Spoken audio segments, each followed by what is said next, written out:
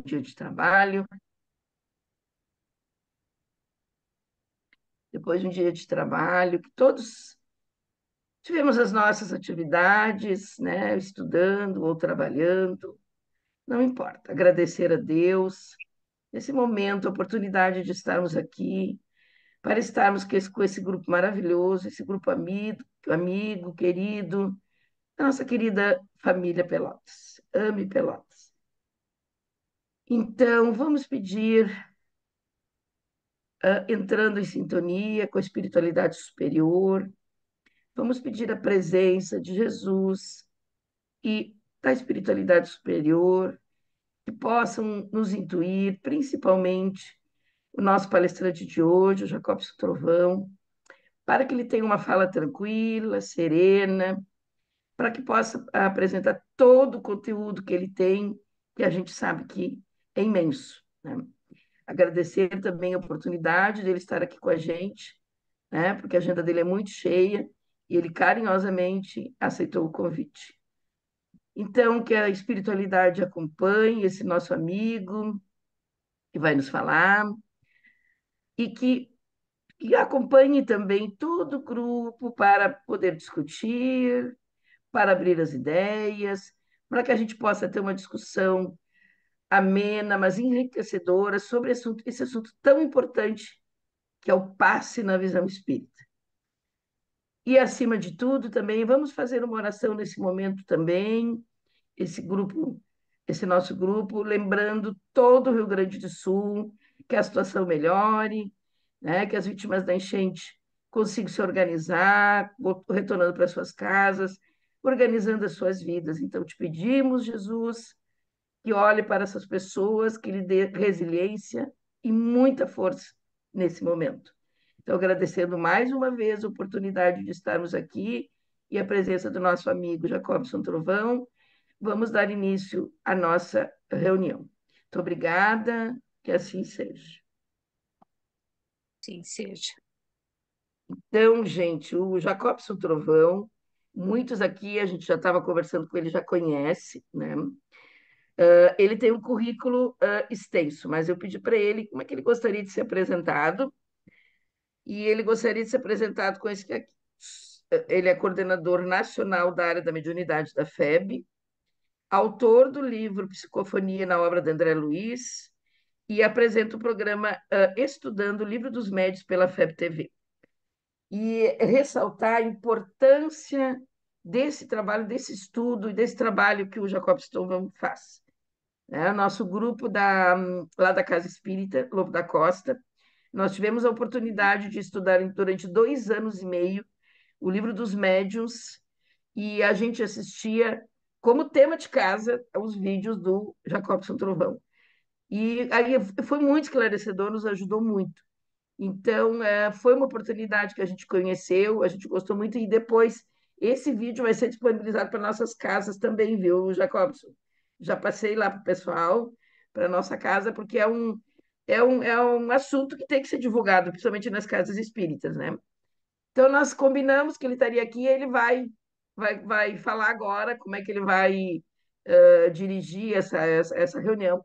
E eu gostaria, eu estava comentando com elas uma coisa interessante, Jacob. Você lembra como é que eu me apresentei para ti lá em Rio Grande? Então agora vamos brincar um pouquinho, porque eu mexi com elas. Eu disse, Verinha, como é que tu conseguiu? Ah, eu tive que ter cara de. Né, eu tive que ir lá ter coragem. Eu me lembro que eu estava com a Marilza e com a. A Cris está dando risada. Com a Marilza e com a Beth Verinha, mas tu vai falar. Foi um curso muito legal que teve lá, muito bom.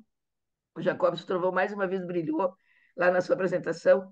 Digo, eu vou lá e vou dizer para ele que nós estudamos, né, com ele e que a gente gostaria de conhecer e agradecer esse todo o trabalho. Foi assim que eu conheci o Jacob Trovão. Então, um grande prazer da gente ter você aqui, tá, Jacobs? Então, fica bem à vontade, viu? Minha querida amiga, quero agradecer demais o convite que recebi ah, da AME Pelotas através de você, todo o carinho, toda a gentileza, para estudarmos a doutrina espírita sob a ótica do Evangelho de Jesus, especificamente esta questão do passe, na visão espírita. E para que nós possamos apreender os aspectos mais delicados do passe, do seu mecanismo, é necessário que a gente compreenda a dinâmica da enfermidade, como ela é vista pela dimensão espiritual, pelos espíritos superiores. No livro O Consolador, psicografado por Chico Xavier, do Espírito Emmanuel, à altura da questão 96, indagam ao elevado benfeitor Emmanuel se toda moléstia do corpo tem ascendentes espirituais. E Emmanuel traz uma resposta que com certeza deve ter causado espécie. Esse livro é da década de 30. Então ele coloca que as chagas da alma se manifestam através do corpo humano, através do envoltório humano. O corpo doente reflete o panorama interior do espírito enfermo.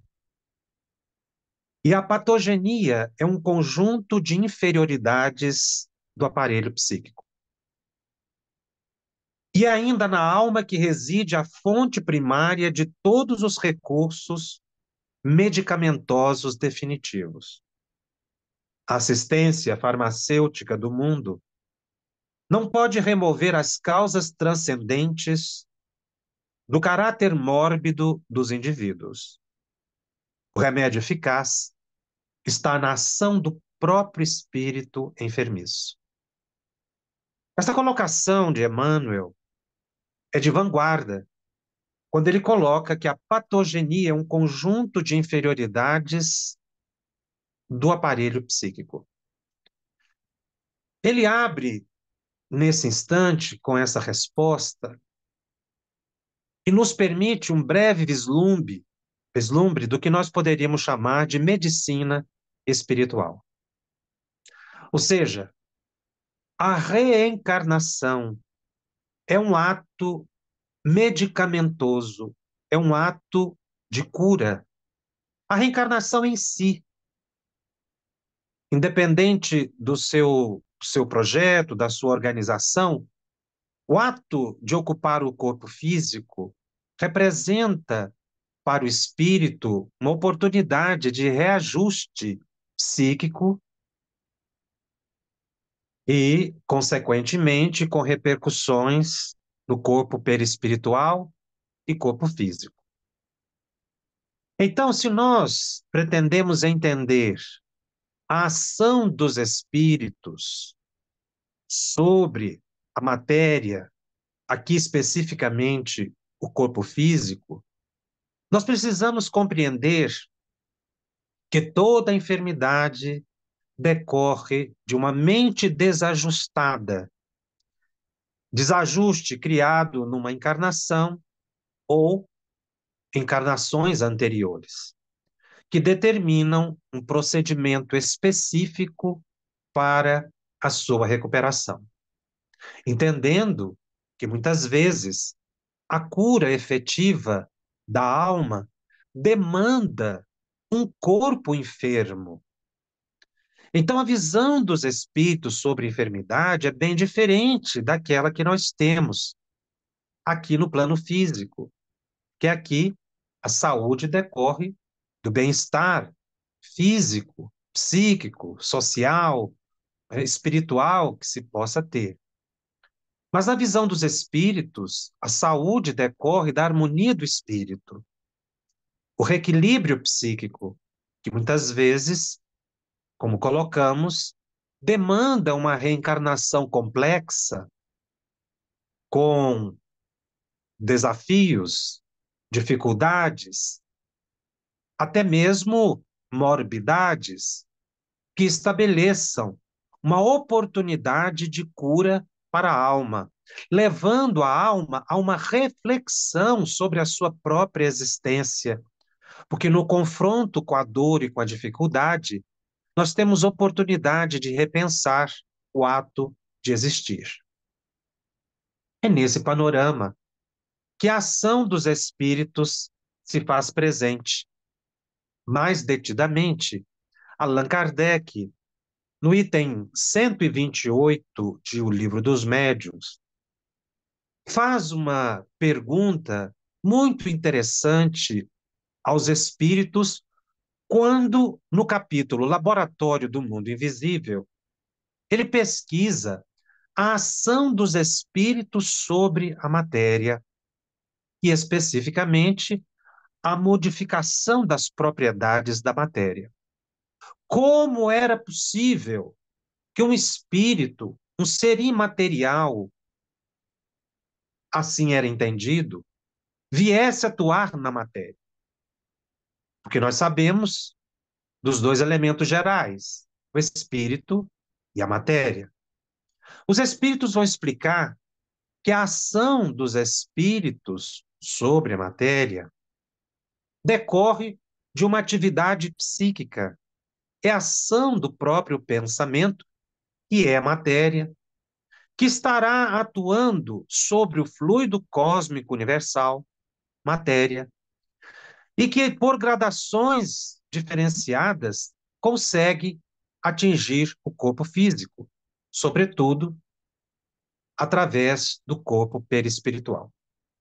Quando os espíritos revelaram a Kardec a questão do perispírito e a sua íntima ligação com o corpo físico, eles abriram para Kardec uma visão bastante ampliada acerca da saúde e da enfermidade do corpo físico.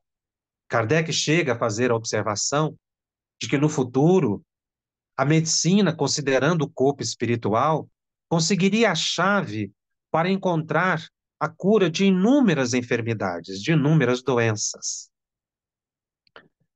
Então, pesquisando o tema e a possibilidade de os espíritos produzirem elementos capazes de serem percebidos pelo corpo físico, Kardec faz a seguinte pergunta: suponhamos, então, ele está numa série de perguntas, que quisesse fazer uma substância venenosa, se uma pessoa a ingerisse, ficaria envenenada? Porque os espíritos estavam dizendo a Kardec que eles, sim, através da ação sobre a matéria, poderia atuar de tal modo que a matéria sofresse uma modificação ou até uma perenidade, uma criação que tivesse uma certa durabilidade. Aí Kardec avança para esse campo sobre a possibilidade de uma substância que viesse causar prejuízo à saúde.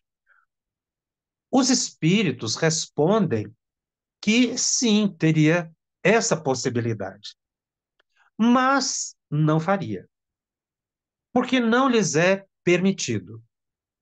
Mostrando aí que a relação entre a dimensão espiritual e a dimensão material tem um controle, e a gente vê isso em inúmeras respostas, eles dizendo isso pode ser autorizado, isso não é autorizado, um controle que não ficou muito esclarecido de onde vem, mas há uma ordem mais ou menos geral, e aqui fica revelado isso. Certas colocações, certas posições, ou mesmo revelações dos espíritos superiores, ou esclarecimentos de espíritos inferiores, sofrem uma certa limitação por parte da dimensão espiritual, não permitindo que a humanidade acesse certos conhecimentos, ou porque ainda não tem maturidade, ou porque não tem vocabulário. Na pergunta seguinte, Kardec inverte o polo e pergunta, na questão número 12, poderá fazer uma substância salutar e própria para curar uma enfermidade? E já se terá apresentado algum caso deste? E os espíritos respondem laconicamente, já muitas vezes. Ora, aos espíritos não é permitido a ação sobre as substâncias para torná-las venenosas ou tóxicas. Mas há uma permissão, portanto, há de se concluir que substâncias podem ser manipuladas psiquicamente pelos espíritos para se tornarem medicamentos. E no item 129, Kardec então faz uma análise das respostas que obteve e anota o seguinte: o espírito atua sobre a matéria.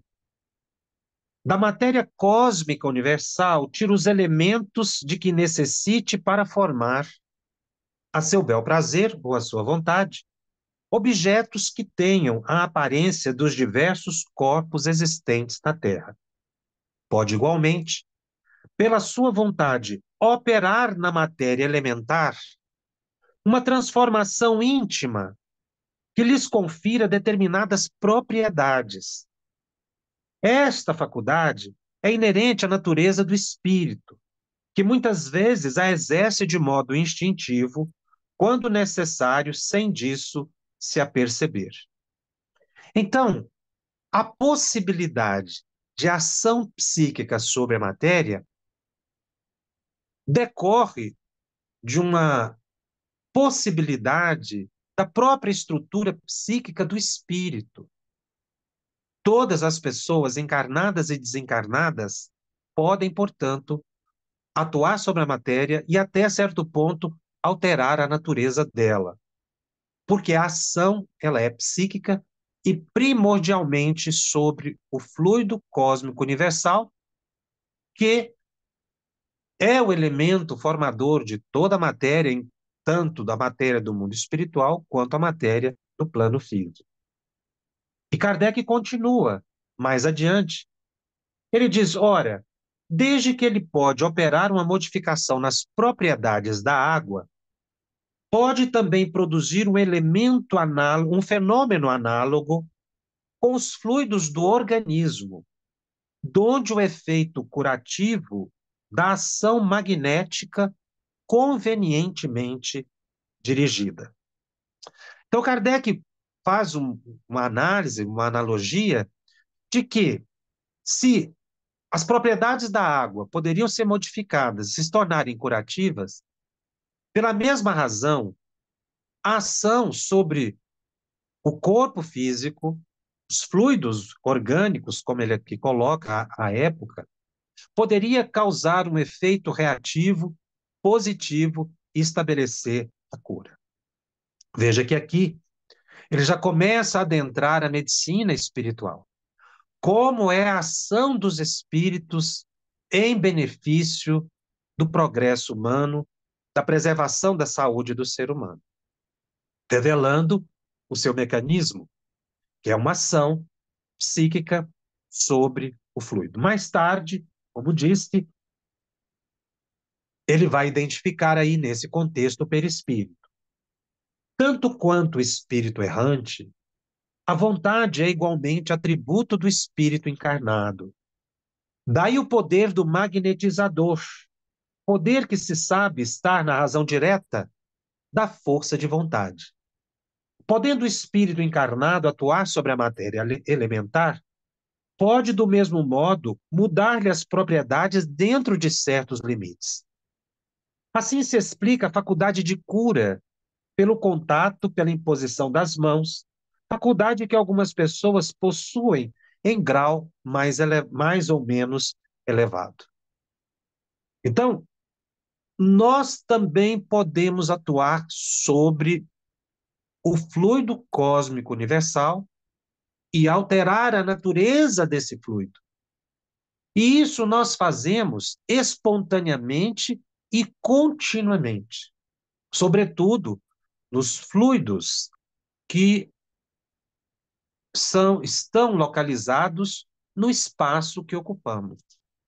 O ambiente do nosso lar, o ambiente do nosso trabalho. Os fluidos ambientes são extremamente sensíveis ao nosso pensamento.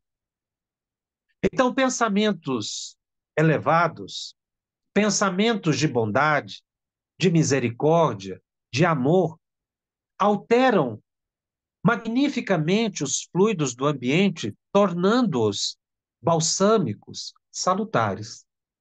O contrário também é realidade. O ambiente se torna denso, desagradável, na medida em que a gente mantém o ódio, a mágoa.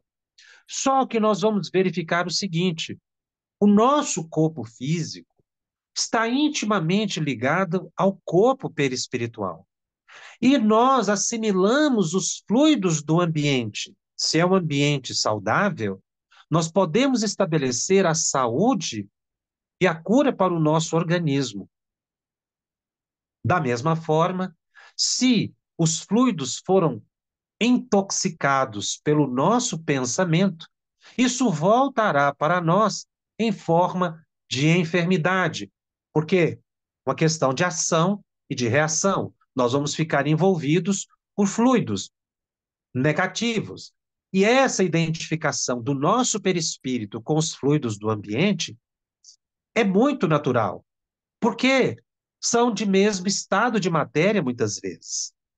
É por isso que a oração dentro de casa é tão balsâmica, é tão positiva. E daí a gente verificar que, mesmo nós ainda quando encarnados, pelo nosso pensamento, nós podemos agir em benefício ou em malefício de nós mesmos.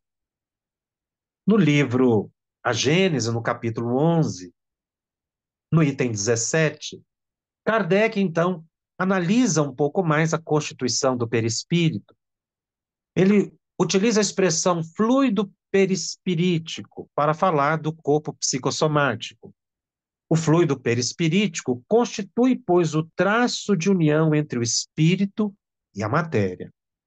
Enquanto aquele se acha unido ao corpo, serve-lhe de veículo ao pensamento, para transmitir o movimento às diversas partes do organismo, as quais atuam sob impulsão da sua vontade. E para fazer que repercutam no espírito as sensações que os agentes exteriores produzam. Servem-lhes de fios condutores os nervos, como no telégrafo, o fluido elétrico serve de condutor o fio metálico. Aqui, o máximo que os espíritos puderam explicar ou criar um termo de comparação para Kardec no século XIX foi a questão do telégrafo. Esse aparelho, muito pouco conhecido na atualidade. Mas a ideia que eles dão é de uma ligação íntima. Hoje, compreendendo a dinâmica da, da própria natureza, compreendendo a possibilidade de ligação molecular dentre as estruturas, a gente passa a compreender que o perispírito está ligado, na verdade, ao corpo físico, molécula a molécula, átomo por átomo. E o André Luiz chega a dizer que eles, quando observam os três elementos, o espírito, o perispírito e a matéria, eles não conseguem vislumbrar um limite tal à ligação de ambos. Não há uma região fronteiriça, um muro, uma parede, aqui termina o corpo físico, aqui começa o perispírito. A ligação é profunda e o perispírito é que permite que a mente do espírito atue sobre o corpo e vai atuar de duas formas. Pela vontade, quando se movimenta a mão, quando se fala, quando se anda. É o ato consciente, volitivo. E também há um comando psíquico automático que determina o metabolismo do corpo humano, que determina o batimento cardíaco, por exemplo, toda a manutenção do sistema simpático, parasimpático. Então, a mente, ela tem essa dupla função estacionada no cérebro. Ela determina, portanto, a própria manutenção do corpo físico, a sua vitalidade. Se adentrarmos um pouco mais nessa questão, nós vamos verificar que, através da glândula pineal, da epífise, sede da mediunidade, que o espírito tem o seu ponto de contato, de interação mais direto com o corpo físico. Daí porque pode-se perfeitamente dizer que o ato de estar encarnado, a ação do espírito sobre a matéria física, a matéria perispiritual, é um ato mediúnico. A faculdade mediúnica permite essa primeira ação do espírito sobre a matéria. Primeira matéria que sofre a ação psíquica do espírito é o próprio corpo físico através do perispírito. Se não há uma região fronteiriça e a ligação ela é molecular, com variação apenas do estado de matéria, nós vamos ver que todas as ações psíquicas do espírito repercutem no corpo físico com muita naturalidade. Da mesma forma, tudo que vem do exterior atinge o espírito, é percebido pelo espírito pela íntima ligação que tem do corpo físico com o perispírito e com o espírito. Se nós pudéssemos criar uma imagem, nós poderíamos dizer que o perispírito mais próximo do espírito seria de uma sutileza maior do que o perispírito, a face, a interface mais próxima do corpo físico. É muito importante a gente ter esse entendimento de que não há uma região fronteiriça. Para a gente perceber que o próprio corpo físico é de uma dinâmica energética extraordinária e que a ação psíquica que decorre exatamente da vontade ou involuntariamente, ela está bombardeando, repercutindo, irradiando no corpo físico incessantemente. Tudo que nós pensamos, tudo que nós desejamos, o modo de pensar, o modo de reagir, vai representar para o corpo físico uma alteração positiva ou negativa. Os nossos pensamentos, quando determinam o funcionamento autômato do corpo físico, estabelece a própria duplicação das células, o metabolismo. Então, o nosso pensamento, ele atua exatamente no nosso corpo antes de se exteriorizar ao nível celular, afetando as primeiras divisões celulares, estabelecendo aí um ambiente de domínio psíquico permanente. Daí o cuidado que se deve ter com as nossas irradiações mentais, com os nossos desejos, com os nossos anseios. Exatamente, porque não existe uma possibilidade de se pensar sem que o corpo reaja a isso. Mesmo que a gente não perceba momentaneamente, nós estamos determinando a condição de vitalidade ou não do nosso corpo físico.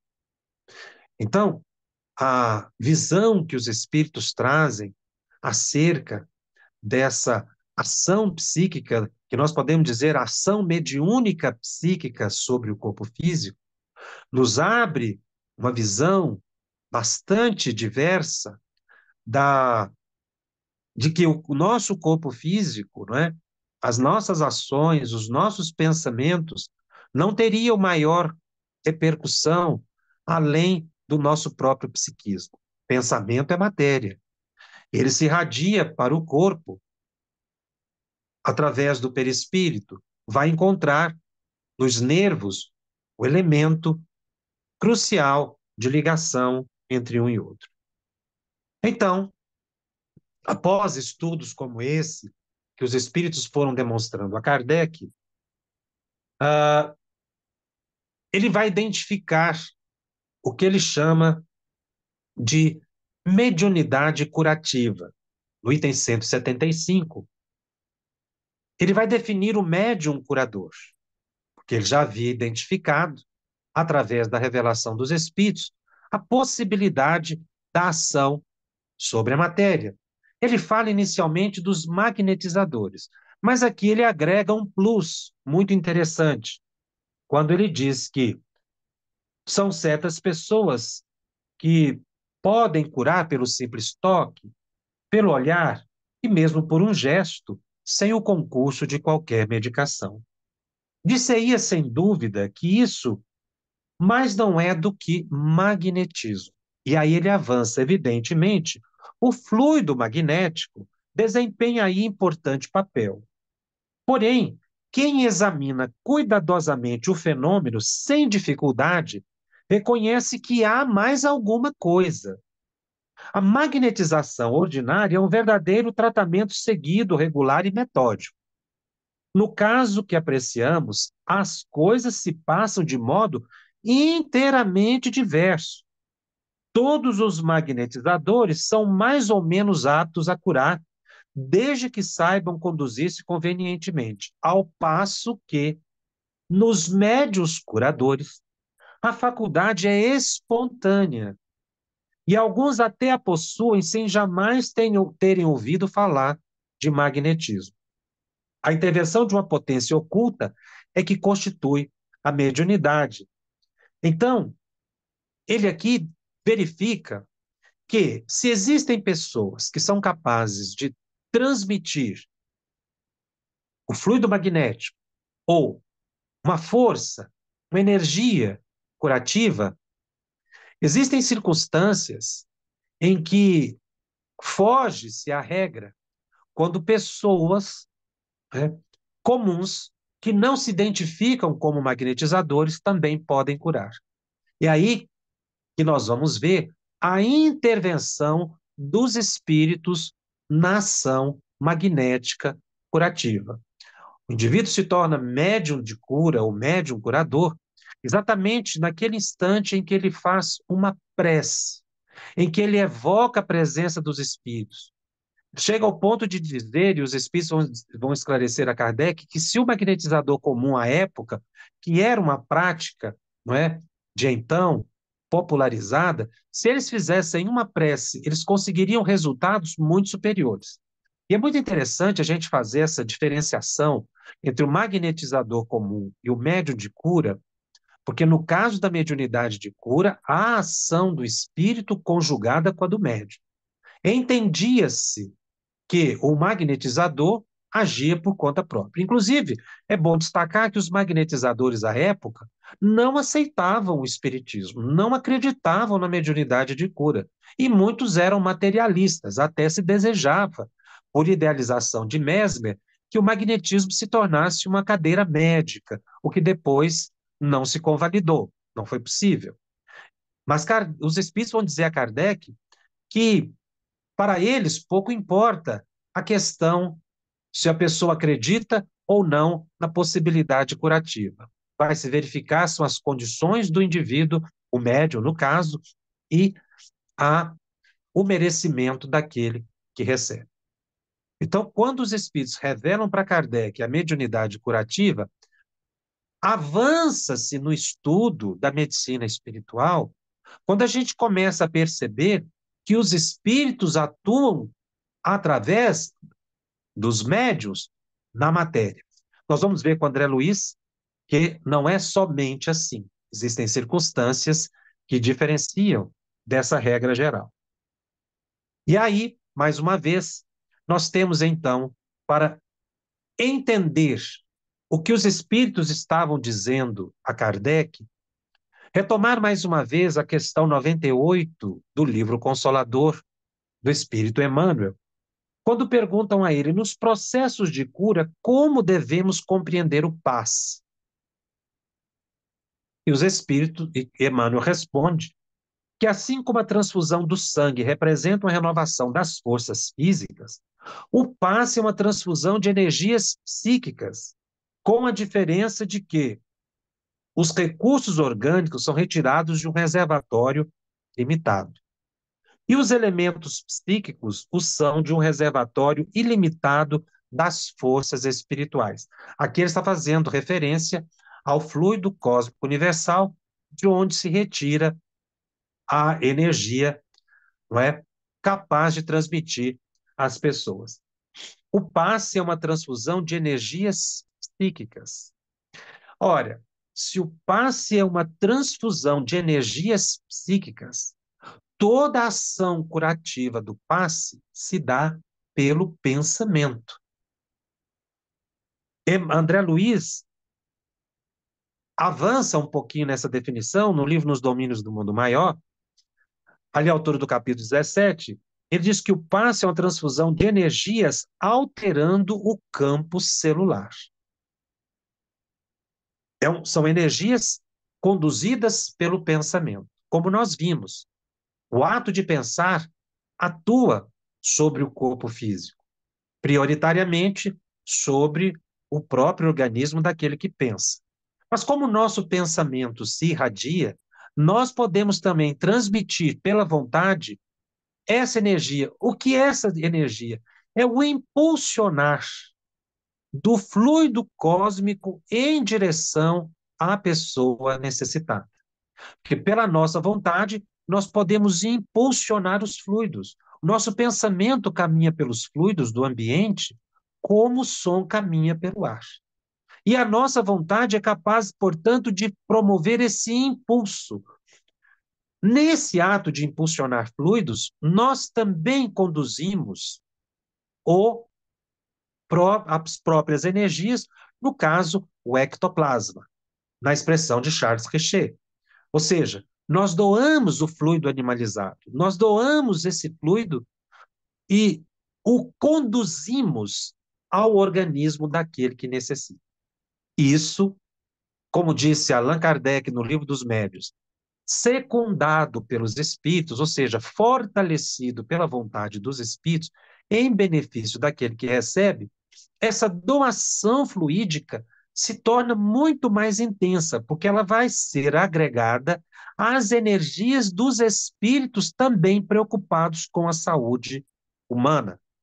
E é bom lembrar que os espíritos se preocupam muito com a saúde humana, exatamente porque somente através de um corpo saudável nós podemos cumprir os nossos compromissos na Terra. E é uma oportunidade para que a alma repense, como disse inicialmente, o próprio ato de existir. Então, toda a ação do passe, ela decorre desse elemento volitivo, desse desejo. Então, quando uma pessoa vai transmitir o passe a outra, é preciso que haja esse desejo, essa vontade que o outro se recupere. Quem pode transmitir o passe, Kardec já o revela.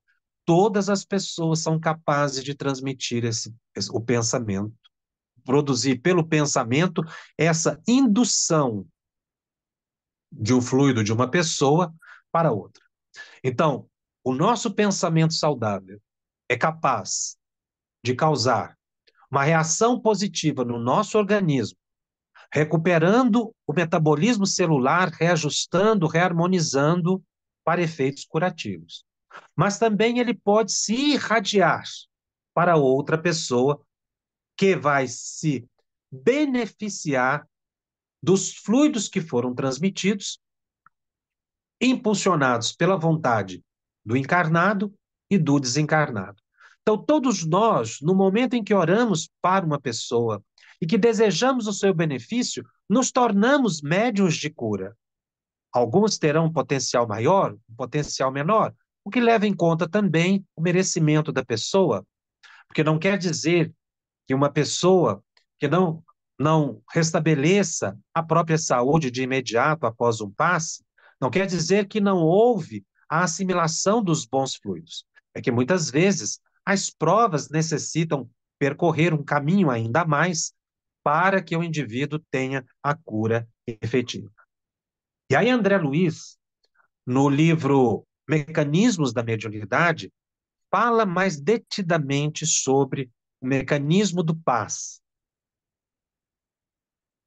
Ele diz o seguinte: tendo mencionado o fenômeno hipnótico em diversas passagens de nossas anotações, a ele recorreremos ainda uma vez para definir o medianeiro do passe magnético como por autêntico representante do magnetizador espiritual à frente do enfermo. Aqui é porque, a essa altura do livro, ele já tinha feito todo um estudo sobre a hipnose e o magnetismo. A hipnose é uma indução de uma pessoa a outra. Induzir o outro a fazer alguma coisa, fazer com que alguém obedeça à sua vontade, é hipnotizar a pessoa. E a ação, o ato de induzir a pessoa, é uma ação magnética. É por isso que, quando a gente tem o desejo de transfundir o fluido, as energias fluídicas, no momento do passe para uma pessoa, há uma indução. Essa indução é um processo hipnótico, é um processo de magnetização. Por isso disse que todo passe é magnético. Por quê? É uma energia. A energia que circula, ela cria um campo eletromagnético. A nossa mente, ela transmite o pensamento é mento eletromagnético. Por quê? Porque é uma energia que é induzida. Então, o passe é um ato de indução. Agora, para que haja repercussão no outro, ele precisa aceitar, porque a hipnose ela só é efetiva quando alguém induz e o outro aceita. Então, quando alguém obedece, consciente ou inconscientemente, sobretudo quando está acreditando na pessoa, quando confia na pessoa e muitas vezes não questiona aquilo, está sofrendo uma indução hipnótica. Nós promovemos hipnoses no cotidiano muito mais do que imaginamos. E somos muitas vezes hipnotizados. No momento do passe, essa transfusão de energia é um ato de magnetização da pessoa que recebe. Aí, fortalecido, insisto, pela presença dos benfeitores espirituais, porque são eles que sabem qual é a necessidade do outro. A nossa parte é permitir essa indução, é colaborar nessa indução. Aos espíritos, a utilização curativa no corpo espiritual da pessoa. E André Luiz, nessa linha de pensamento, continua dizendo: estabelecido o clima de confiança, qual acontece entre o doente e o médico preferido, cria-se a ligação sutil entre o necessitado e o socorrista. E, por semelhante elo de forças, ainda imponderáveis no mundo, verte o auxílio da esfera superior na medida dos créditos de um e outro, ao toque da energia emanente do passe, com a supervisão dos benfeitores espirituais. É por isso que no momento do passe, a pessoa que está recebendo o passe, ela precisa aceitar o passe. Ela precisa estabelecer um clima de sintonia, porque houve aí uma indução hipnótica. Ora, agora, na sequência desse texto, ele faz uma revelação extraordinária. Como é que é a ação desse fluido que foi transfundido para a própria pessoa? Ele vai dizer aqui que, na verdade, a ação fluídica, essa indução hipnótica que se faz, é na mente do enfermo. E é a mente reajustada que reajusta o metabolismo celular. Veja o que André Luiz diz. Ao toque da energia emanente do passe, com a supervisão dos benfeitores desencarnados, o próprio enfermo, na pauta da confiança e do merecimento de que dá testemunho, emite ondas mentais características, assimilando os recursos vitais que recebe, retendo-os na própria constituição fisiopsicossomática por meio das várias funções do sangue. Então, aqui André Luiz faz uma revelação muito importante. A ação curativa, na verdade, ela se estabelece por uma sintonia, por um aceite, por uma conjugação de vontades. A vontade ativa de quem transmite a energia curativa e a vontade passiva daquele que recebe a energia curativa. É preciso que haja esse encontro. Entra aí no contexto o merecimento de quem doa e o merecimento de quem recebe. Lembrando que muitas vezes o merecimento de quem recebe é preponderante sobre o merecimento de quem doa. Porque se a pessoa, para ter um merecimento maior, mas a capacidade do transmissor é inferior, ela é superada, essa capacidade ela é elevada pelos espíritos, a capacidade receptiva mediúnica do doador dos fluidos, do aplicador do passe, é elevada momentaneamente em benefício daquele que recebe, em função do merecimento curativo do outro. Então, a mente reajustada é que vai determinar o reajuste do metabolismo celular. Então, na verdade, o processo é de uma autocura, porque há uma mudança no jeito de pensar. É o indivíduo que se cura. Isso é muito sério, porque impõe naquele que recebe um compromisso no momento de receber paz, de aceitar a transmissão fluídica, mas também depois do recebimento do paz, dele manter um padrão elevado de pensamento, a fim de garantir a manutenção da ação curativa, da transfusão de energias que ele recebeu. Porque senão ele pode ir perdendo ou desgastando aquela energia que recebeu e mantendo o estado enfermiço. É por isso que todas as pessoas que recebem o passe precisam ser alertadas da transformação psíquica, da transformação moral, porque o pensamento equilibrado atua sobre o universo celular. O pensamento desarmonizado atua sobre o universo celular. E as células também recebem um comando hipnótico permanente da nossa mente. Quando a nossa mente determina, irradia o desejo, a vontade de movimentar um braço, por exemplo, houve um comando e uma obediência instantânea das células. Isso foi um ato hipnótico, um ato magnético, assim como o funcionamento autômato do nosso próprio organismo. Então, o reajuste de vida da pessoa é fundamental para que a ação curativa tenha repercussão desejável. Porque não basta a transfusão de energia. É preciso a assimilação, é preciso a manutenção de um estado psíquico tal que o indivíduo se mantenha num processo permanente de cura, que é o nosso caso todas as vezes que a gente ora, quando a gente medita, quando a gente eleva o pensamento ou deseja o bem, lê o evangelho, faz algo em benefício do próximo, perdoa, esquece a ofensa, não guarda mágoa, não guarda inveja, não guarda o ódio. Quando nós tiramos de nós a vaidade, o orgulho e trabalhamos mais a humildade, a sinceridade, nós estamos mudando a nossa frequência psíquica. Mudando a frequência psíquica, nós vamos determinar um novo funcionamento para as nossas células.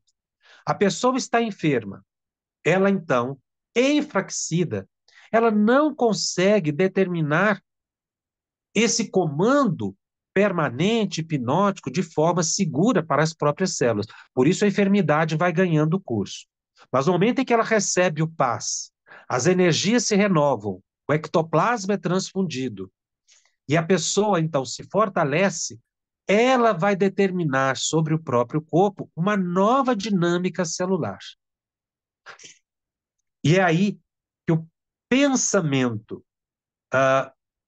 determinando uma transfusão de energias que é assimilada pelo perispírito, pela mente inicialmente, vai se irradiar pelo perispírito e vai chegar no corpo físico.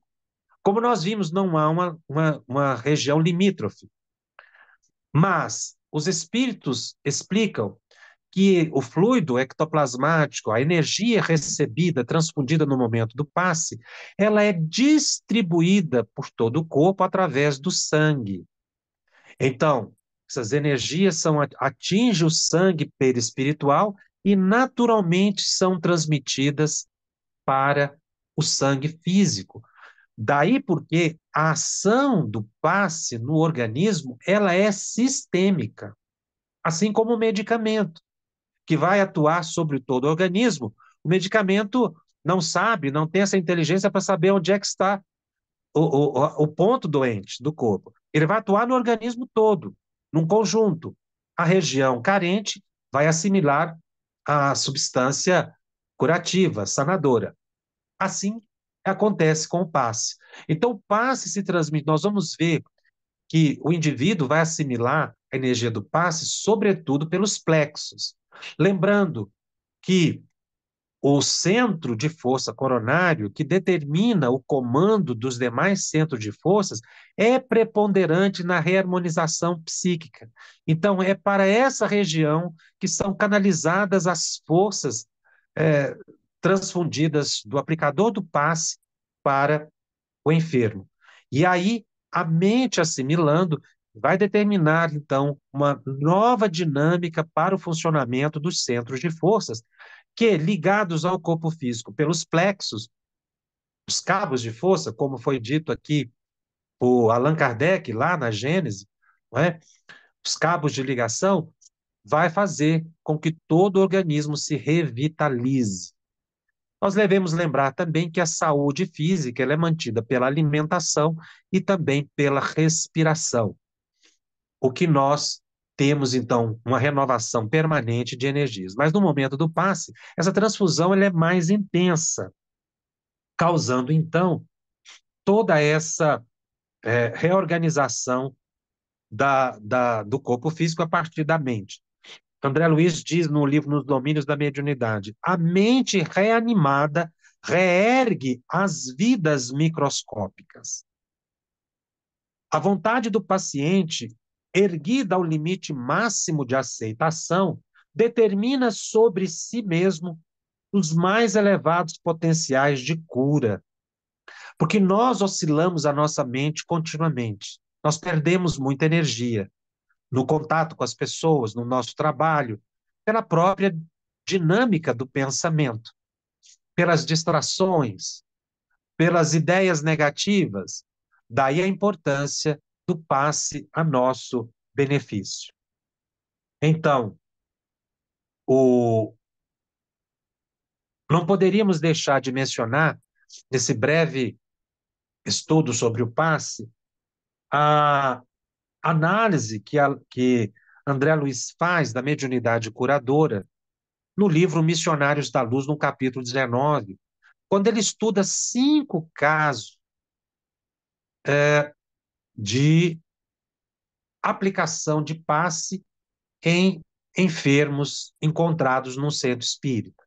Ele faz um paralelo em 2 livros muito interessante, no livro Missionários da Luz e no livro Nos Domínios da Mediunidade. Ele faz o estudo do passe.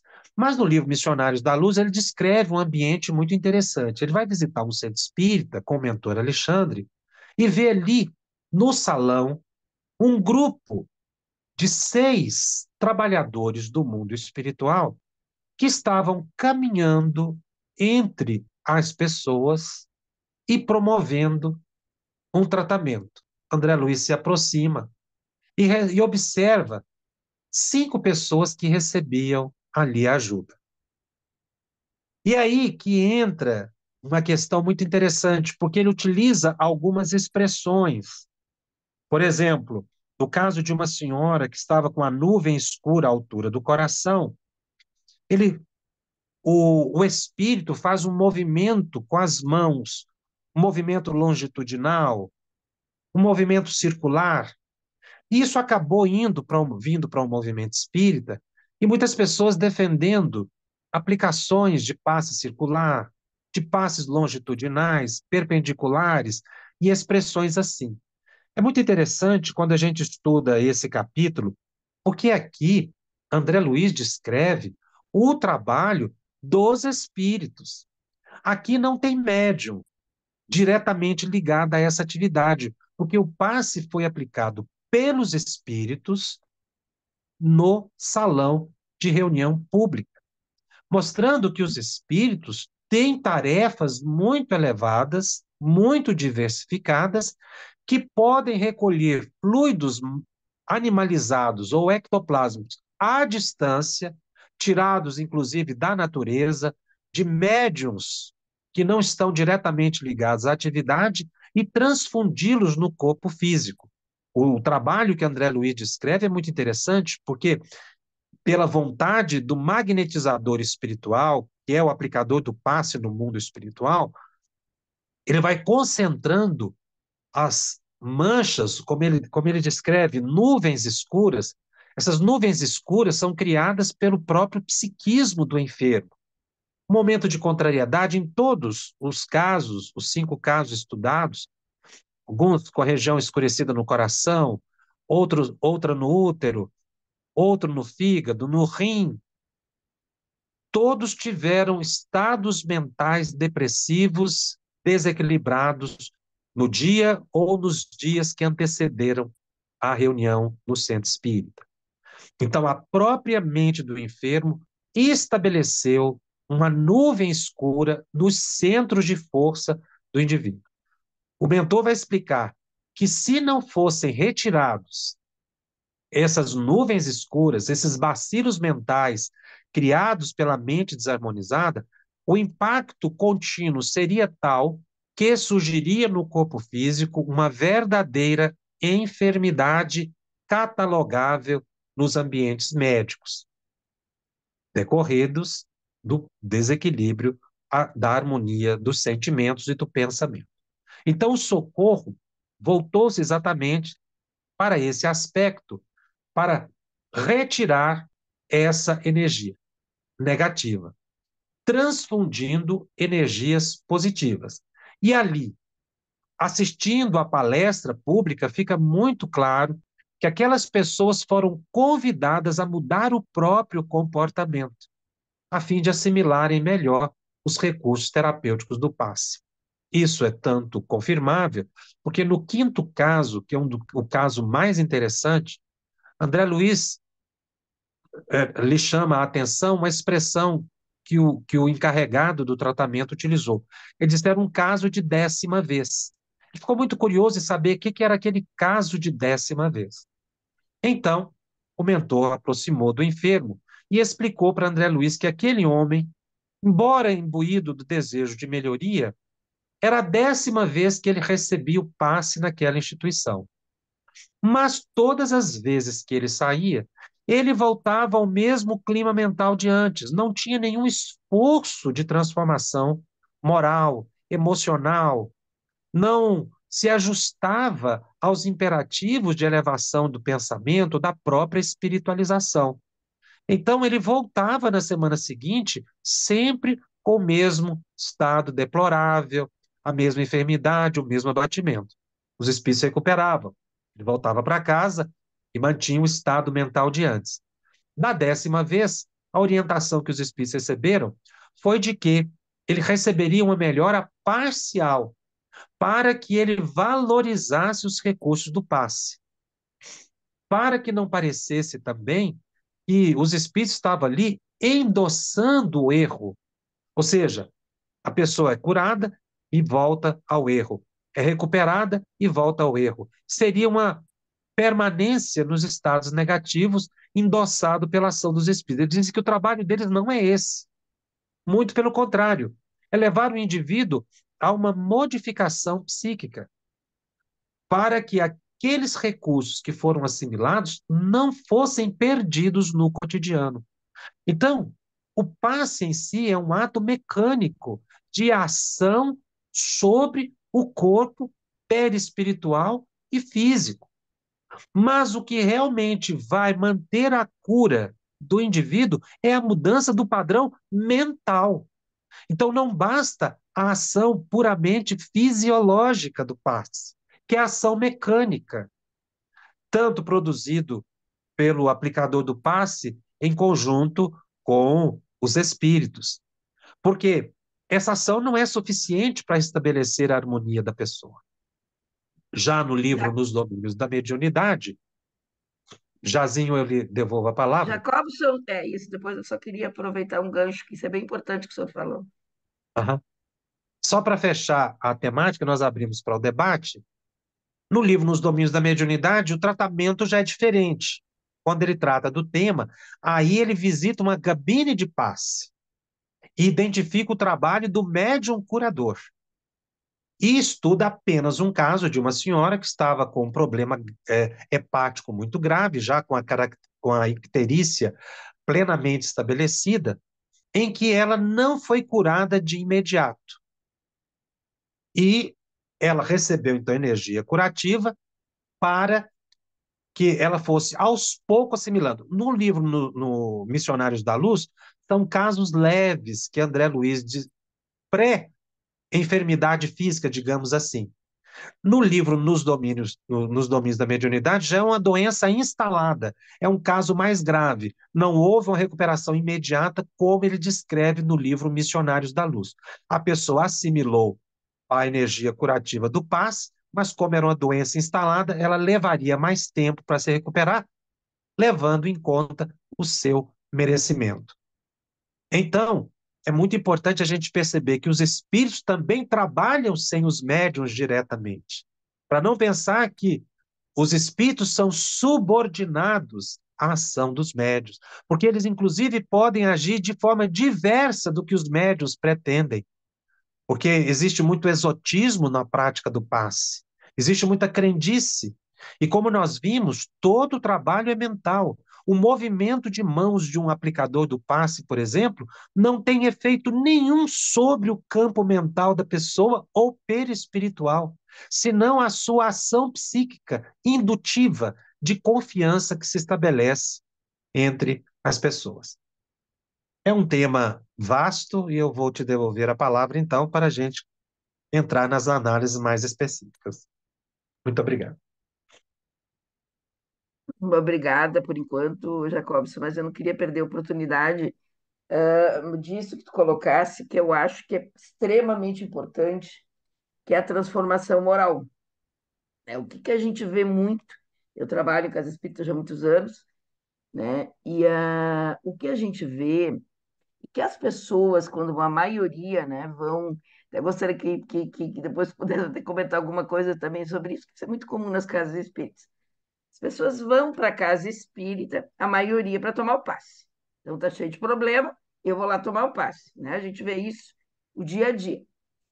Mas colocasse uma coisa extremamente importante, né, já ao longo da tua fala, que, na verdade, quando se chega na casa espírita, tu está em oração, tu já está se preparando, tu já está sintonizando psiquicamente, né, com a espiritualidade e tu já está se preparando para esse passe. E eu achei muito importante isso, que eu acho que é interessante que a gente possa discutir, da questão da transformação moral, né? Esse caso do Missionário da Luz é muito interessante tu ver ele. Realmente, nós estudamos também, nós da AME, esse livro já por duas ocasiões. Sim, ele vai lá receber o passe, mas ele não mudou a conduta. Então, aí vem a questão. Muitas das pessoas vão nas casas espíritas e, às vezes, chegam na hora do passe, né? Não chegam, inclusive, na exposição, outros não. Ah, eu vim receber o passe. Mas vai lá, recebe o passe e não muda a sua postura, a sua atitude, o seu pensamento. Às vezes, pessoas bem desequilibradas, né? E seguem indo lá na casa. Então, eu acho muito importante isso que tu colocasse, Jacobs, para a gente discutir, porque eu vejo muito isso no dia a dia também. Né? Então, quando a gente trabalha, eu faço atendimento fraterno lá na casa, a gente até diz, olha, tu não precisa necessariamente, claro, o atendimento no atendimento fraterno, a gente faz toda a orientação, orienta o passe, que é o passe especial, e a gente orienta exatamente isso, que já começa isso em casa, vai se harmonizando, ora naquele dia, né? As pessoas que vão, e os trabalhadores, é claro, porque a gente precisa estar harmonizado. Eu gostaria que pudesse comentar sobre isso, e queria abrir para as pessoas que estão aqui para comentar também, viu? Essa questão ela é muito interessante porque ela decorre da própria dinâmica do passe. Porque a gente tem uma visão de que o passe é simplesmente uma ação mecânica de cura do corpo físico. São os espíritos, de alguma forma, vão lá no órgão enfermo e causam uma mudança ali no órgão, não é? E tira ali a doença, desmaterializa o tumor, enfim. A ideia que se tem em comum é dessa ação material sobre o corpo físico. Mas não é isso que os espíritos explicam. Não é esse o mecanismo do passe. O mecanismo do passe precisa ser bem entendido pelas instituições espíritas para que ele seja devidamente aproveitado. Ou seja, o passe é uma transfusão de energia. Essa energia vai atuar sobre a mente do paciente. Vai causar um reajuste momentâneo na mente, ela vai se fortalecer. E a mente fortalecida vai mudar o metabolismo celular. Então a cura vai decorrer disso. Os espíritos, como o André Luiz descreve, auxiliam, retirando miasmas espirituais criados pela mente nesse processo de transfusão, que é o que ele descreve em Missionários da Luz, desfazendo as nuvens escuras, os bacilos mentais. Mas, se a mente não se mantiver naquele padrão de equilíbrio que foi conseguido naquele instante do passe, o corpo vai novamente ser bombardeado com as irradiações mentais negativas. Então, o passe não terá o efeito desejado. E aí, muitas vezes, a pessoa critica a instituição porque foi na instituição, tomou o passe e não se recuperou. Primeiro, porque a pessoa acha que a instituição espírita é obrigada a curar a pessoa, ela veio para curar corpos. Segundo, ela não foi orientada de que a questão ela é psíquica, porque ela vê ali o aplicador do passe, ela se liga àquele ato material da presença da pessoa. Quando o André Luiz mostra que ao sentar ali na sessão pública, a pessoa já está recebendo o tratamento, mesmo antes de ir para a Câmara de Paz. Porque os espíritos não estão aguardando a boa vontade desse ou daquele, já começam a trabalhar. Então, a gente percebe que essa ação psíquica, ação sobre a matéria, ação dos espíritos sobre a matéria, ela visa a recuperação moral do indivíduo, emocional da pessoa, que é a cura verdadeira.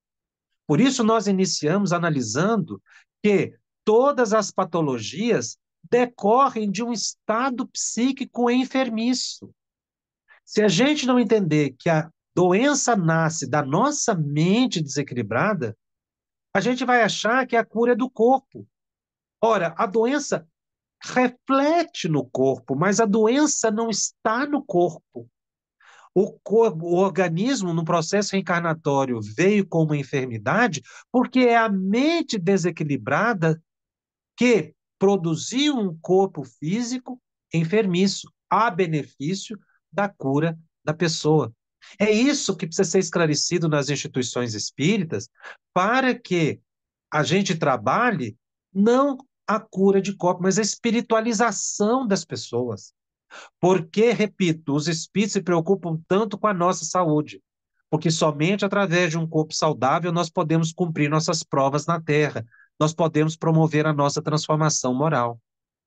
Então, quando uma instituição ela se fixa exclusivamente no trabalho de cura dos corpos das pessoas que chegam, acreditando que estão fazendo um trabalho espiritual, na verdade, elas estão criando materialistas, estão materializando uma ação espiritual. Por quê? O fenômeno da cura é uma ação do espírito sobre a matéria. Então, quem fica na cura pela cura está se fixando na matéria. E a instituição, alimentando isso, ela está formando materialistas. Quando a gente deveria espiritualizar as pessoas, o passe é efetivo. O passe sempre traz um bem-estar. Não há contraindicação. pode ser aplicado na criança, pode ser aplicado no idoso, em todos os estados, mas isso existe para que a gente possa promover uma modificação no modo de enxergar a vida, que é a verdadeira transformação moral.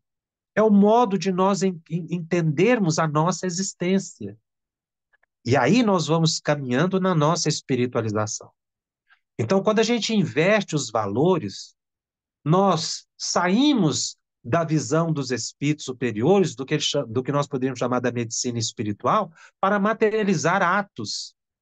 Porque essa transfusão de uma energia de uma pessoa para outra pessoa, essa transfusão energética, é um ato material, não é um ato espiritual.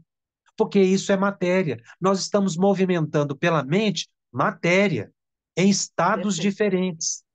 Ora, por que movimentar essa matéria? A matéria, ela existe em função do espírito. Não podemos esquecer isso, os dois elementos gerais do universo. Então, a matéria sendo manipulada, alterada a sua natureza em benefício do espírito, tem um propósito, que é o propósito de espiritualização do ser. Então, quando nós entramos no centro espírita e ouvimos a palestra pública falando do evangelho e assimilamos aquele conteúdo, nós começamos a nossa cura efetiva. A doença pode até seguir um pouco mais.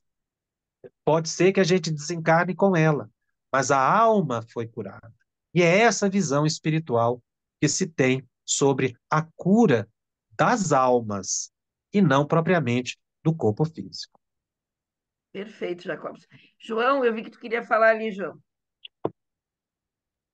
Não, concordo muito com o Dr. Jacobson, porque na prática clínica da psicologia a gente vai encontrar dois tipos de pessoas, assim. Uma que a ciência tem avançado muito, que são as das doenças psicossomáticas, onde a gente vê a clara relação entre a emoção e a manifestação sintomática, né, a manifestação do corpo, da emoção, mas a gente também vê uma outra questão que é o adoecimento que na sua origem está em certos vícios de pensamento, em certos hábitos. Então o sujeito tem um infarto, mas esse infarto começou 10 anos antes, num desequilíbrio emocional que vai levar ele, por exemplo, a beber todos os dias ao chegar em casa 2 copos de uísque. E aquilo será passado como algo socialmente aceito. Mas a repetição desse evento e dessa ação vai chegar lá no infarto. E aí, ou no outro tipo de transtorno. E as pessoas vão dizer, nossa, mas não tem ligação nenhuma do que aconteceu nesse infarto, que parece uma coisa tão orgânica, com uma questão emocional. Mas essas condutas e hábitos de vida vão levar a essas patologias orgânicas a longo prazo também. Acho que essa questão da dilatação do tempo é importante ser pensada, porque a origem vai estar lá dentro da conduta e do hábito. É perfeita a colocação. Nós temos que entender que nós estamos lidando com elementos materiais. O problema é que aqui, quando encarnados, e para a maioria da população, não se tem uma perfeita compreensão do pensamento. Quando os espíritos vêm dizer que pensamento é matéria, que o nosso pensamento, ele é criativo. Porque quando encarnados, o nosso pensamento é algo abstrato. Eu pensei, isso não tem maior repercussão, porque não existe, não tem existência concreta. É um ato íntimo. Eu pensei, deixei de pensar. Pensei longo tempo, mas está tudo na minha cabeça. É o que se acredita. Lê do engano. Porque o pensamento, ele atua sobre a matéria porque é matéria. Qual matéria? O primeiro é o corpo perispiritual. Então, no momento em que a gente pensa, aquela imagem mental reflete no nosso corpo perispiritual. Inclusive, pode ser visto por outros espíritos na nossa atmosfera fluídica, que André Luiz chamou de aura. Então, os nossos pensamentos, Kardec usa uma expressão na Gênese, os nossos pensamentos se fotografam na atmosfera perispiritual ou no perispírito. Na verdade, na atualidade, a palavra fotografia não expressaria bem, e fotografia era o que havia de mais moderno no século XIX para expressar a criação de uma imagem. Mas hoje, com os recursos tecnológicos, a gente vê bem que a, a fotografia, entre aspas, na verdade, é uma projeção de imagens sucessivas. Um filme, mas não um filme também estático, como se vê numa parede, não é? Ali plasmado numa parede, mas algo tridimensional que realmente tem e expressa uma vitalidade. Então, se eu penso, por exemplo, em fazer uma viagem e os atos que se sucedem até eu chegar no meu destino, tudo aquilo foi projetado, foi transmitido em forma de imagens reais e concretas na minha atmosfera psíquica e visto como algo concreto, não abstrato, mas algo, inclusive, que poderia ser palpável, porque algumas criações mentais, elas são perfeitamente manipuláveis, dada a nossa possibilidade criativa. Mesmo modo, se a pessoa imagina cometer um crime, a sucessão dos eventos para o cometimento daquele crime é visto pelos espíritos projetado em torno daquele que pensa. Então, eu tenho que imaginar, entender o pensamento, e é um esforço de imaginação, porque realmente isso é bastante além daquilo que a ciência atual pode comprovar. Nesse esforço de imaginação, compreender essa vitalidade do pensamento. É por isso que esse pensamento não é abstrato, ele é concreto. Então, uma emoção como resultado de um pensamento, de um ato que se cometeu, ele não é algo plenamente volátil, como se imagina. Ele é capaz de causar reações orgânicas que inicialmente são psicossomáticas, mas que mais tarde, bombardeando o órgão continuamente, vai se tornar uma enfermidade perfeitamente catalogável e identificável pelos compêndios médicos.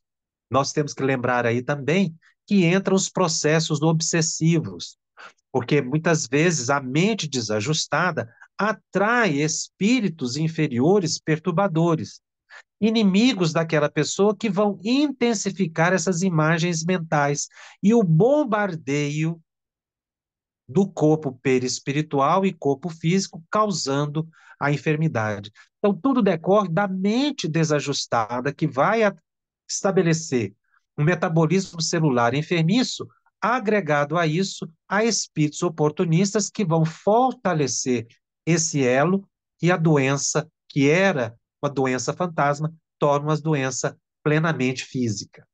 Por isso você percebe esse lapso de tempo. André Luiz analisa no livro Nos Domínios da Mediunidade um caso assim, de um desajuste emocional que causou uma enfermidade hepática muito grave, que poderia levar a pessoa à desencarnação.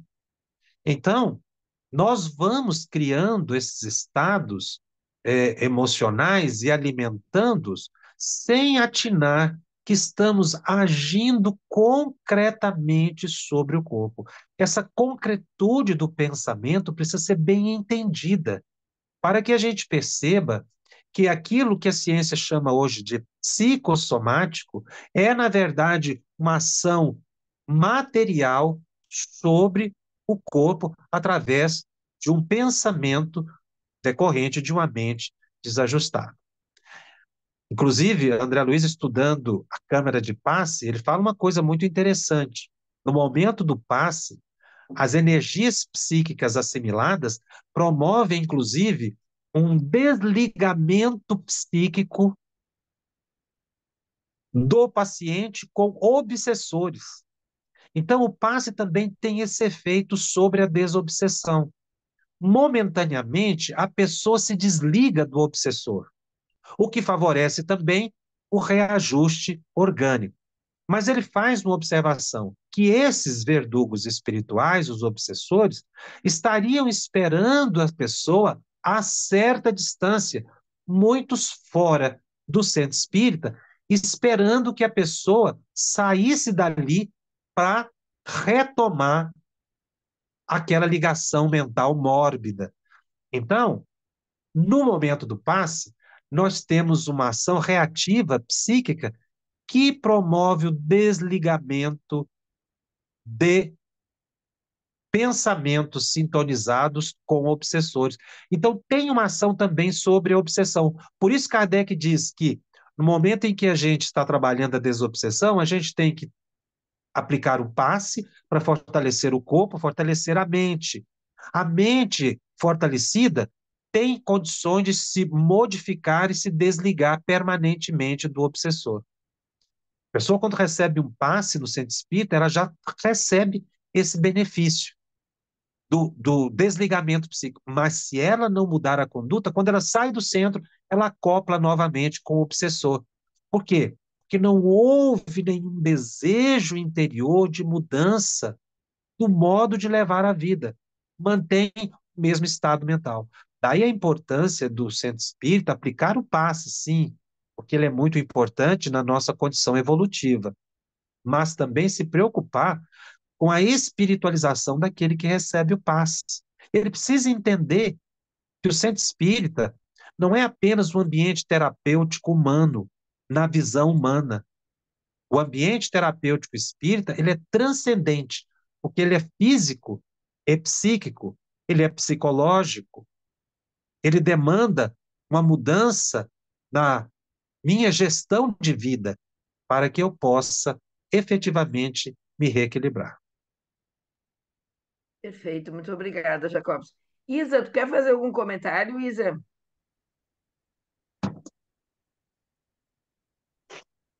É, na verdade, eu já estudei um pouco sobre o passe. Na época, quando eu comecei a trabalhar, eu participo do grupo de médiuns passistas, né, no Centro Espírita, que a gente faz parte. Eu tô adorando as explicações do Dr. Jacobson, muito grata pela bondade dele estar aqui com a gente, né, garantindo que a gente amplie ainda a nossa percepção, né, de como o passe espírita, né, Dr. Jacobson é importante.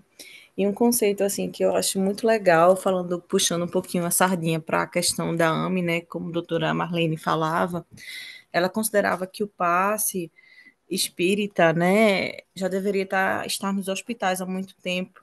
Ela falava muito isso e comentava muito isso no, em todas as preleções que ela falava sobre isso, inclusive no livro dela, né, sobre mediunidade, eu esqueci agora o nome exatamente do livro. E aí, hoje em dia, a gente sabe que a ciência, né, com as práticas integrativas, considerar o passe, assim, a gente, não, lógico, o passe espírita, né, mas a gente sabe que existe a imposição de mãos, né, que também entra como práticas integrativas na questão do cuidado do paciente, né, no ambiente de saúde, e que, assim, lógico que o passe espírita, você vai explicar muito melhor o que é o passe misto, né, com apoio do, assim, vai ter o componente do fluido animalizado, né, e junto ao mentor espiritual, mas no final das contas, né, como o senhor disse, se você fizer uma prece, sempre vai haver esse passe misto, né? Então, assim, só para falar um pouco também sobre essa parte, né, da importância realmente da gente instituir essa terapia de fluídica, né, para também nos ambientes não dentro da casa espírita, né, lógico, com a proteção necessária e com os cuidados necessários relacionados a isso. É muito interessante essa anotação, porque nós não podemos imaginar que essa ação curativa dos espíritos, os médicos espirituais, os terapeutas espirituais, aguardariam apenas o ambiente do centro espírita para que pudesse estabelecer a saúde na população. A misericórdia divina é intensa. André Luiz menciona que existem milhões de espíritos cumprindo os desígnios divinos pela humanidade afora. Então, em todo lugar onde houver o merecimento, houver a boa vontade, ocorre a transfusão do passe. Então, o passe não é exclusivo da agremiação espírita. É claro que no centro espírita a gente pode tratar o tema de forma mais aberta, entendendo esses detalhes do mecanismo. Numa pesquisa médica, a imposição da mão, como já vemos em algumas dissertações ou teses, tem demonstrado realmente um efeito curativo, reativo muito positivo nas pessoas. A pessoa, então, acredita naquele, naquele resultado, a pessoa merece.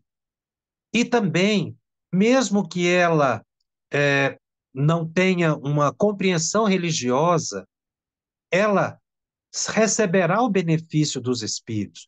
Aquela pessoa que está ali transmitindo a energia, que ela poderá não chamar de passe, mas é uma mesma transfusão de energia. Ela pode nem acreditar numa, numa ação dos espíritos. Ela não precisa ser espiritualista, ou melhor dizendo, espírita, mas apenas acreditar na transfusão de energia. Se a pessoa merecer, ela terá o benefício dos espíritos. Não podemos esquecer que todos nós temos um anjo de guarda. Então, a pessoa que vá num ambiente hospitalar, na casa de uma pessoa, ela tem o seu anjo de guarda, o seu mentor, e ele vai auxiliar naquela, naquela ação curativa, como todos os profissionais de saúde são ladeados por bons espíritos que estão ali ajudando na recuperação da saúde das pessoas. A mediunidade, ela é amplamente exercida pela humanidade afora. A mediunidade curativa, a mediunidade intuitiva. Nós somos seres mediúnicos, naturalmente. Estamos todos, indistintamente, atuando pelo pensamento sobre a matéria e alterando a natureza dos fluidos. Então, realmente, uma pessoa que aplique, faça uma transfusão de energia por imposição de mão, dê o nome que ela der para esse ato. Se ela o fizer com o desejo da cura do outro, se o outro aceitar essa transfusão de energia, se sintonizando nesse processo hipnótico, ela vai receber, sim, uma transfusão energética magnética, um passe magnético na nossa expressão comum. Mas o termo não importa. Muitas pessoas acreditam que os espíritos ficam nessa dependência mesmo em reuniões mediúnicas. As pessoas acreditam que os espíritos, quando terminam a reunião mediúnica, eles vão então ficar de braços cruzados, esperando os médiuns voltar na semana que vem, torcendo para ver se voltam, para eles darem continuidade aos trabalhos que eles realizam. Não é assim. O mundo espiritual é preponderante sobre o mundo material. Então, nós temos que entender essa mediunidade amplamente disseminada. A mediunidade de cura é exercida por todos nós. Quando uma mãe faz uma prece para um filho e o recolhe no braço, no colo, ela está transmitindo um passe. É um ato de amor dentro de casa.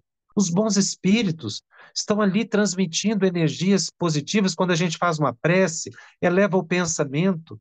Então, o passe, ele é transmitido intensamente pelos benfeitores espirituais. Então, os processos de cura estão acontecendo largamente, porque a mediunidade ela é exercida indistintamente pelo pensamento. Então, esse recurso no centro espírita ele é muito importante e válido, não podemos ter a ideia exclusivista, mas nós temos realmente informações que devem fazer com que a gente aumente a nossa fé e promova em nós uma mudança, não é, concreta no nosso modo de enxergar a vida. Obrigada, Jacobson.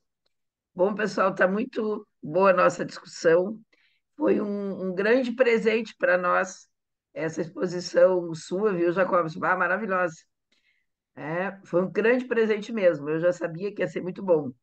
E, claro, com certeza o pessoal teria mais para discutir, mas em função do horário, como a gente combinou, né, são 22 horas. Né? Depois, se o pessoal quiser perguntar alguma coisa, de repente, né, pro Jacobson, eu não sei se ele pode responder ou coisa parecida, né? Mas aí fica também, né? Se ele assim o desejar. Eu queria, antes de terminar, agradecer imensamente o Jacobs Trovão de estar aqui. A Isabela está ali, ela acho que ela quer falar alguma coisa. Mas antes disso, eu queria assim, muito lhe agradecer por essa exposição, né? Foi assim sensacional e principalmente eu sei, né, Jacobs, que tu é muito atarefado, tu tem muitas atividades, fosse extremamente gentil comigo, prontamente se colocou à disposição para estar aqui, então eu queria lhe agradecer imensamente e lhe dizer que nós vamos chamar outras vezes, viu? Para discutir outros temas, porque Obrigado. tá, foi assim excelente, viu? Muito obrigada de coração, viu? Foi muito bom, tá? Provavelmente vamos me chamar de novo. A Isabela quer falar alguma coisa? Pode fazer o comentário e depois tu encerra para nós fazendo uma oração, Isa. Sim, sim.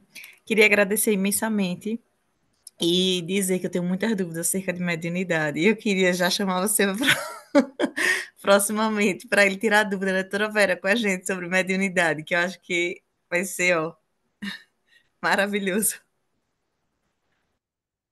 Todo prazer. Tu pode encerrar para nós depois, Isa, Sim, sim, uma oração. sim. Que possamos elevar o nosso pensamento em forma de gratidão ao nosso Mestre Jesus pela oportunidade de estarmos aqui em nome dele, aprendendo tantos ensinamentos elucidativos que nos inspiram e que nos direcionam para o bem, para o amor e para a nossa transformação moral.